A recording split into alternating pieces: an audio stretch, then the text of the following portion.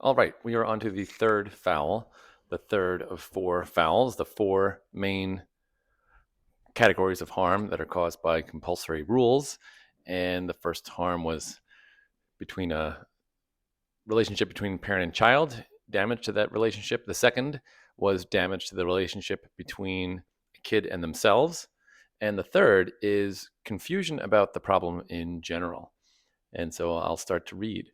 Rules and limits are often enforced to make kids understand certain hard truths about the world, such as that you can't always get what you want or that life isn't fair. In reality, rule enforcement can't teach about the world. As we've already seen, the enforcement of rules and limitations diverts the focus away from the problem itself and toward the parent and whatever contrived consequences the parent is willing to impose. Rules are confusing. Compulsory rules are confusing. This is, again, this is one of the major, I would say, major confusions that I am trying to address here.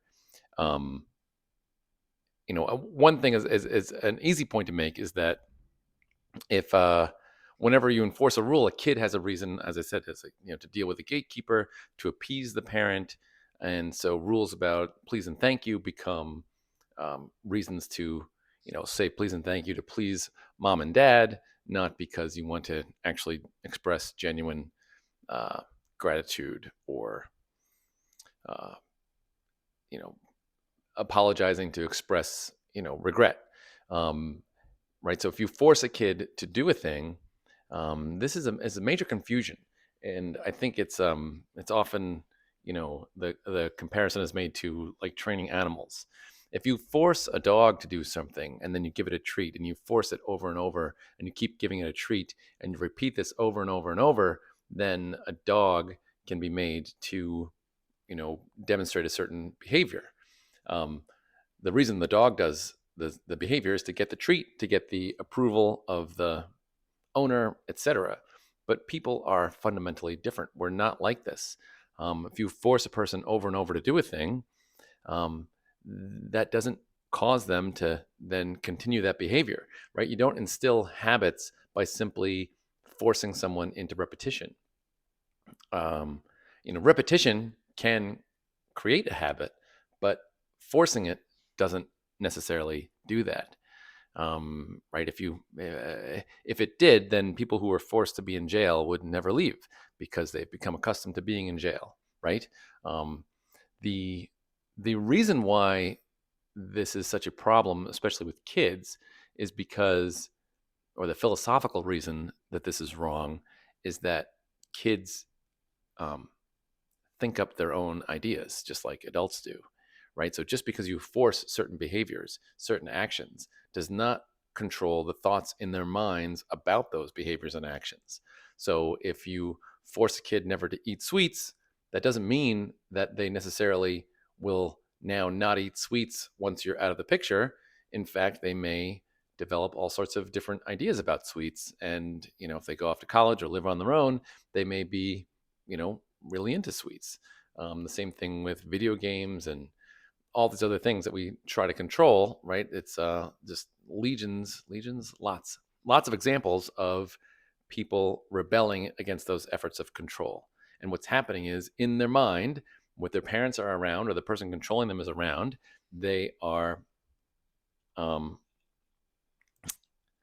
in their mind, they're thinking one thing, whereas their actions, they're doing something else. So when your mind is thinking of ideas that are contrary or contradictory to your actions, that is a state um, that's a state to be avoided, right? Integrity means that your inner thoughts and feelings match your outward behavior, and when there's a disconnect between what you think and how you act, you are in some sense living a false life. You're in some sense being insecure, um, and right, you may be fooling yourself in addition to fooling others, and I'm supposing that a childhood spent appeasing adults can harden into, and again, this is kind of Um, Funny, I'm critiquing habits here, but I'm also saying that repeating something can produce a habit. A childhood spent appeasing adults can result in, I would say, maybe a personality type or a mental heuristic or a way of being in which someone lives to appease others and to modify their external persona to suit the occasion and to get what they want. Um, all the while thinking different things internally. Um, I guess I should talk about habits a little bit. Um, I think habits are real, and I think there are good habits and bad habits. Um, but how do they form? They form as a basically as a mental shortcut, right? I think a great example is driving or learning to ride a bike. Once you become experienced driver, you don't think about the turn signal. You don't think about changing lanes. You can have a conversation with the person next to you and still be doing things like changing lanes and stopping at lights and adhering to traffic signs without really thinking about it. And lots of people describe, you know, driving home from work and just kind of being in some sort of reverie and then coming to in the driveway basically and kind of being shocked that one was essentially driving on autopilot. And what's happening there is that the knowledge and ideas required to drive have, through repetition, the mind is able to um, create these shortcuts that don't even pass through our conscious mind. And we develop this kind of unconscious or inexplicit unconscious kind of muscle memory um, that essentially compresses and condenses and makes this knowledge more efficient, and that is great. That's great. So then, what's a bad habit, right? Smoking is a bad habit. Um, what smoking is it's a habit in the same way. We should take the chemical out of it because the chemical does make it a little bit different. So, eating too much ice cream, that's a bad habit. Let's say I get upset and I eat ice cream. Yes, it's a chemical, but it's not a chemical in the brain.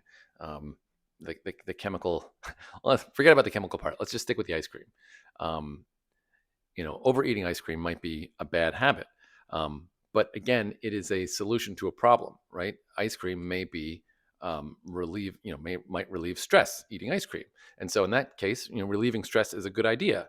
The trouble is that relieving stress in this way, eating ice cream, also creates these other problems.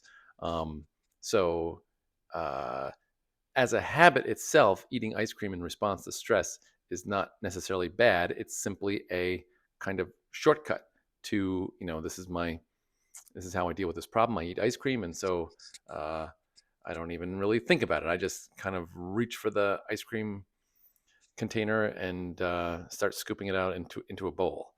Um, so all sorts of habits can conflict with other goals and other right. The driving habit might conflict with the goal of saving money on gas. Right. I don't want to. I don't want to spend too much money on gas, and it would be better if I would ride a bike or walk. Um, right. So the fact that I am so comfortable in the car might conflict with some other goal that I have. So really, what you have are habits are always shortcuts and more efficient ways of solving certain problems. And the trouble occurs when some habits conflict with other preferences. That's what we call a good and a bad habit. I don't think any habit is actually bad in and of itself. It just causes conflict.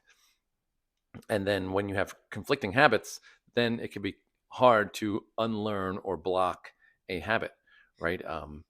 And this is something that professional athletes know well, and all sorts of people who have learned to swing a baseball bat in a certain way or swing a golf club in a certain way that achieves certain goals that solve certain problems. But then you notice, like, this when I swing the golf club like this, it drives the ball 400 yards, but it slices.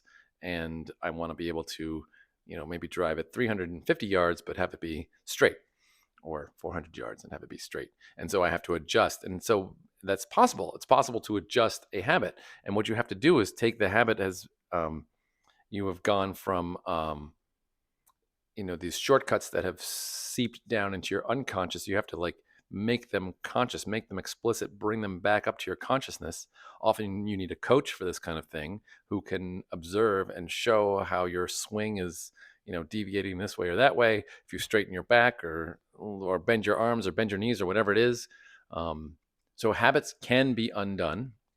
They have to be made explicit, they have to be made conscious in order for them to be adjusted. And um, well, anyway, that was a digression about habits. But habits are good. And the problem with habits is when they conflict with other things that you want, and they're fixable, um, improvable. And so, but they're not formed. They're formed when you are pursuing a problem that you have. And so if someone else is forcing you to do something, somebody else is forcing you to say thank you, then you may develop the habit of saying thank you, but the habit is in order to get your parents off your back, right? And so that habit is it's lacking the richness that learning to say thank you for the sake of expressing genuine gratitude, right? That I guess I worked myself into a bind there too. Um, you can force. Oh my gosh, my glasses are bent. Man, that's embarrassing. Always walking around with bent glasses like that. Oh, ah.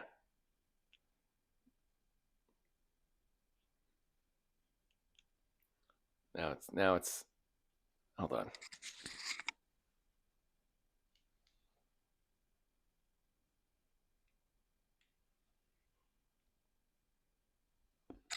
One of the troubles of little kids, they grab your glasses and bend them. Okay. What was I saying? Habits. Um, Forcing somebody else to do something over and over does not in itself produce a habit, because you could force somebody's their reasons for doing it might run contrary. They might be developing resentment or other ideas about why they're doing something over and over. And so, um, contrary to popular belief, forcing kids to do stuff doesn't actually teach them to do those things. However, it's possible that a kid that grows up in a family that says, let's say, eats natural food, might develop an appreciation for all natural food and might become, as an adult, a lover of all natural food, etc., and would say, rightly so, that I got this from my parents, I got this from my family. Um, but that's because they took on those ideas of how to eat despite the coercive nature in which they were presented. And this happens very often. Lots of people will adopt a set of ideas that have been forced on them, and will eventually adopt them and take them on. Right? There are plenty of examples of people rebelling against ideas that are forced on them, and there are plenty of examples of people who take on ideas that are forced upon them. Nonetheless, um, in the beginning, the ideas are always taken on. The forced ideas are never taken on for the reasons themselves. They're always taken on as a way to appease the enforcer. And so my argument is that there's always a better way to do it. It's always better if you really want your kid to take on a certain set of ideas. It's always better to think of a non-forceful way to persuade them, because they will understand the idea for the idea's sake. All right. Take the teeth brushing example again. Forcing a kid to brush their teeth directs the kid's attention away from the benefits of brushing teeth and focuses it on the consequences of not brushing. A kid might simply comply, but like all rules, the rule enforcement might backfire. If a kid decides to have a standoff with mom or dad, then brushing teeth is really about fighting with one's parents. This is such a common occurrence that there is a lot of parenting advice about how to make your kid brush their teeth without battles. So the battle indicates that there is confusion. Even if a kid complies with the teeth brushing rule, If they do it under threat of force, then their reason for doing it was to avoid consequences of force, not because they understood the benefits of teeth brushing. Um, One might think that the solution here is to simply explain what the rule is for. I agree, but with some critical reservations. So, yeah, a lot of times people will say, well, I explain to my kids, right? I always explain all the rules that I force on my kids. Um, Great. I think it's better to explain than to not explain. But still, I think we often upsell how effective these explanations work, and we sweep under the rug how much coercion goes into a lot of seemingly reasonable, rational explanations. Basically, because certainly little kids and even teenagers, they nobody likes talking to, right? Imagine, your spouse sitting down and saying, "Well, the reason why I'm demanding that you do X, Y, Z is because of reasons A, B, and C." It's like, "Oh, it's cute that you explained it to me, but I don't agree." And if I'm in a position where you have the upper hand and submission is mandatory in the end of the day, right? Why would I bother arguing with you? Right? Obviously, lots of kids will argue, but a lot of times it's if you're stronger than me, if you have a decisive advantage and you want me to do X, um, and at the end of the day I'm doing X, well, I might as well resistance is futile. So a lot of kids will comply or acquiesce and will often have a reason to I remember doing this as a kid myself. Even when I disagreed, I would parrot back my parents' reasons for doing something so that they were impressed with me and they thought I was a dutiful, good kid. And, even when I complied, but internally, I was still bitter and resentful and annoyed.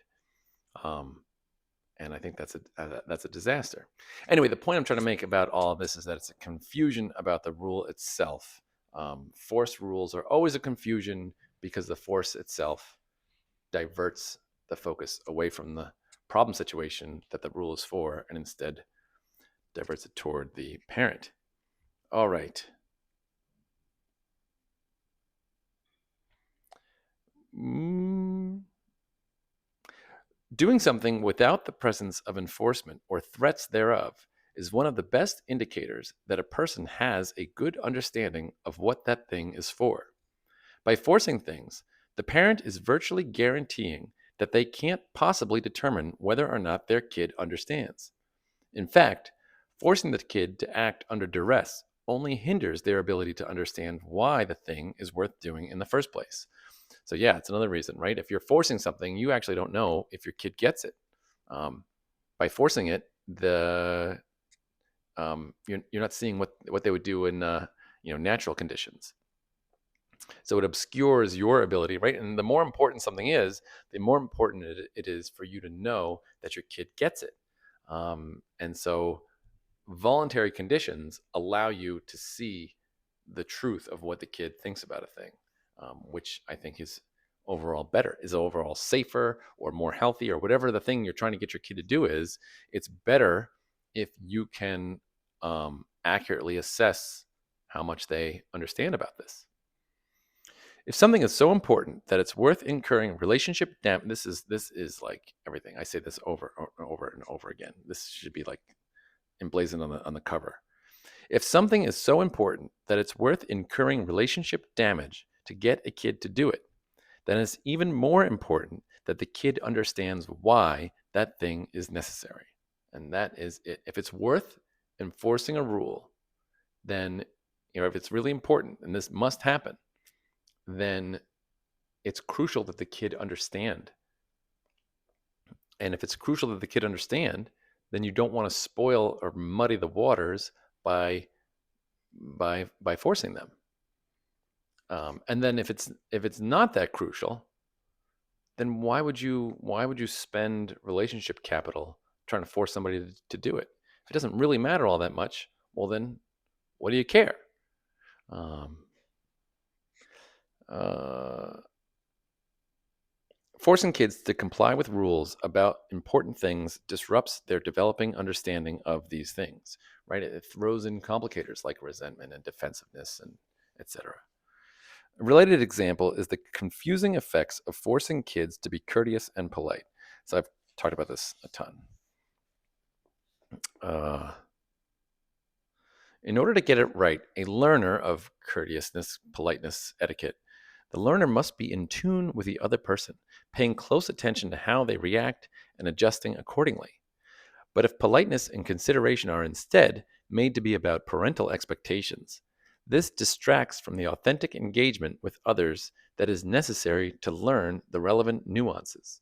Yeah, if you want to get really good at delivering an apology, you've got to be focused on the other person, their body language, how they're responding to your words, your body language, etc. And if you're forced to do this thing, then your focus is on mom or dad and whether they are um, content with your going through the motions. Um, that's no good. Uh, all right. When a toddler receives a gift, it's common to see their eyes light up with a genuine feeling of gratitude. See it, the gratitude radiate from their whole body, and then witness it get stamped out when a parent says, "Well, what do you say?"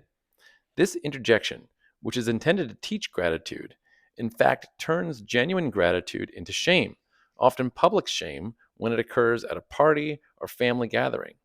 Yeah, I've seen this so many times, right? Everything's perfect. Everything's magical. The gift is given. The kid is so thrilled, but they're too young to, they don't think of saying thank you, but you can read it in their eyes. They're so happy. They're so happy. They know who gave it to them. They they're not dumb.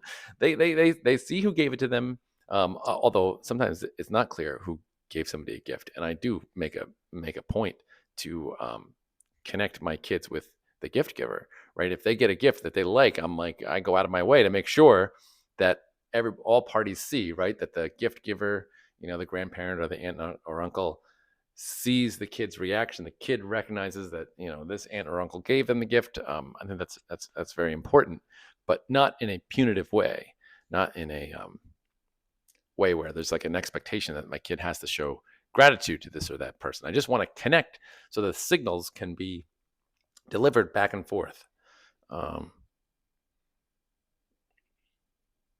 yeah. So teaching kids to show respect can disrupt actually learning to show respect. Respect is another very nuanced um, mode of expression. You might worry that if kids are left to their own devices, they won't develop crucial life skills like manners, norms around communication, and etiquette. But because those things are so fundamental, the child will inevitably want to learn them because it will help them pursue their interests.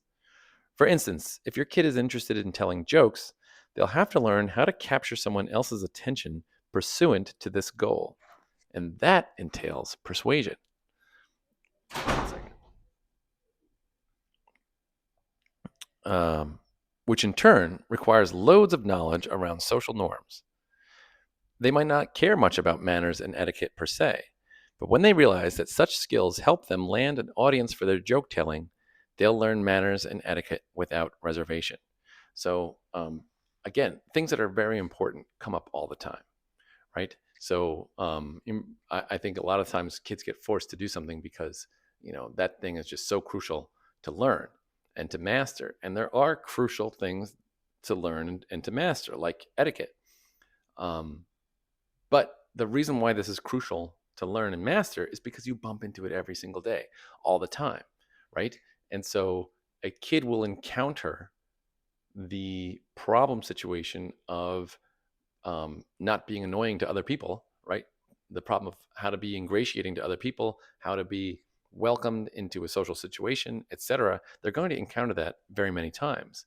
And so you want the knowledge about that to grow up organically.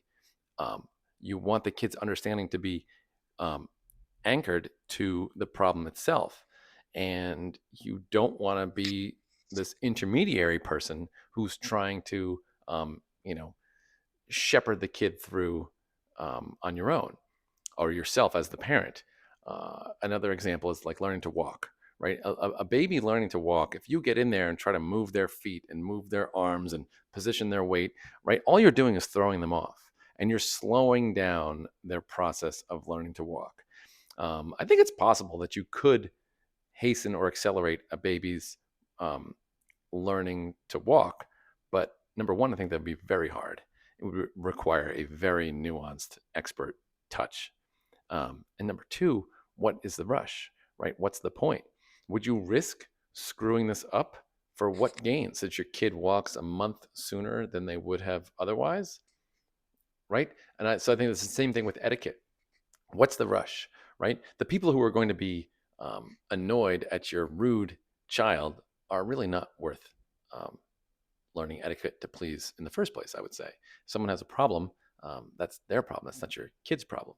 Um, and secondly, by rushing these things, I think we're more prone to screw things up and slow things down than we are to actually hasten them. And I think that goes for everything. What is the rush?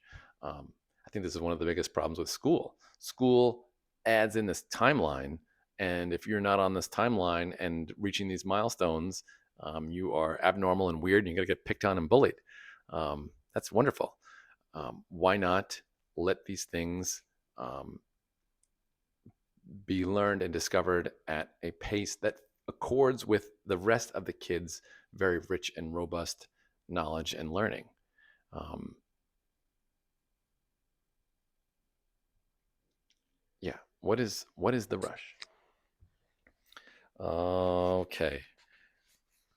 Oh yeah, and then another point of this is it's like food and sleep and screens for attention, right? Food is something you encounter every single day.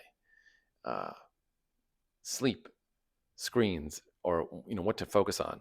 These are things that you deal with every single day, and so all of your other preferences in your life are kind of scaffolded around these fundamental things like sleeping and eating, um, and looking, right? So if these are so central to all these other preferences, if these things get messed up, right? If food becomes about pleasing mom and dad, or being healthy, or avoiding shame, right? Being a good boy or good girl, um, not giving into your temptations. If that's what food is about, then everything else in your life is a little screwed up, um, because because your understanding of food is screwed up, and so that's going to cause difficulties elsewhere. Um, Same thing with sleep and everything else in life. Everything that's important, if it's confused, there are ripple effects of that confusion with everything else in life. And then all the non-important peripheral stuff, well, then why are we trying to micromanage that shit? The end result is that we shouldn't try to micromanage any of it. All right. Wrapping up the third foul. So back to etiquette, and if a kid wants to learn how to tell jokes, they need to learn how to get other people's attention without being obnoxious, right? No one wants to laugh. No one's going to laugh at somebody who commanded their attention. They're going to laugh at somebody who has acquired their attention, voluntarily. It's not funny when authoritarians are very not funny. So a kid has to learn manners and etiquette if they want to be a joke teller. That was my example. When kids realize that such skills, such as etiquette and manners, help them land an audience for their joke telling, they'll learn manners and etiquette without reservation. Similarly, so long as their pursuits require interpersonal interactions, they will want their apologies to land sincerely and effectively.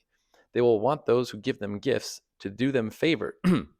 They will want those who give them gifts and do them favors to know that their generosity is appreciated, right? A kid who gets a bunch of gifts wants the gift giver to know, I love those gifts, give me more. They will want their teeth to look and feel good. They will want to live in a household where boundaries are respected and not chaotic. And so it goes for all of the things we consider essential for kids to learn. If these essential things are truly essential, then they are useful, and kids will learn them in order to get what they want out of the world. And this goes back to the other point, is that getting what you want is good. Why are we demonizing the getting of what you want?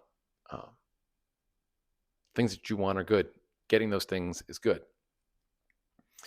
And for all of these things, kids will figure out how to do it the same way they figured out other complicated and important things like learning how to talk, by trying out different approaches and sticking with what works.